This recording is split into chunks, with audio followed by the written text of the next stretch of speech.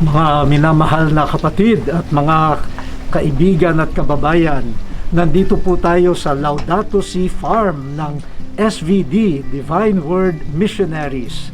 Laudato Si. Pag nagpunta po kayo dito, talagang mararanasan ninyo kung paano magpuri sa Panginoon na may gawa ng langit at lupa at may gawa sa ating lahat.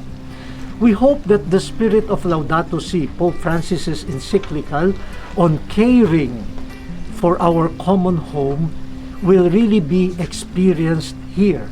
Hindi lang po ito garden, kundi isang spirituality. Kasi po, kung minsan nakakalimutan natin na tayo ay hindi nagmamay-ari. We are not the owners of creation. We are stewards.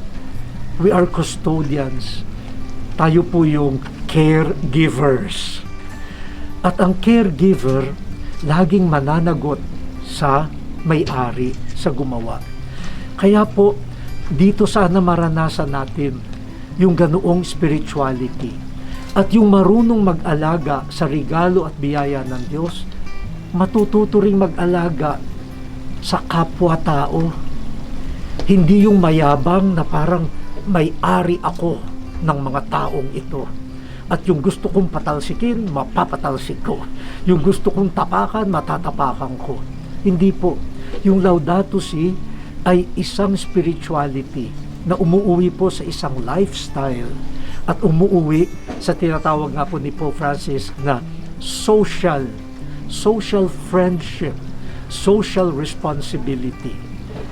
Kaya po inaanyayahan namin kayo na tangkilikin ang Laudato Si Farm ng SVD. At para po sa mga seminarians, lalo na ng SVD, sana hindi lang ito pasyalan. Sana ito po ay maging conviction, na umuwi sa isang conviction.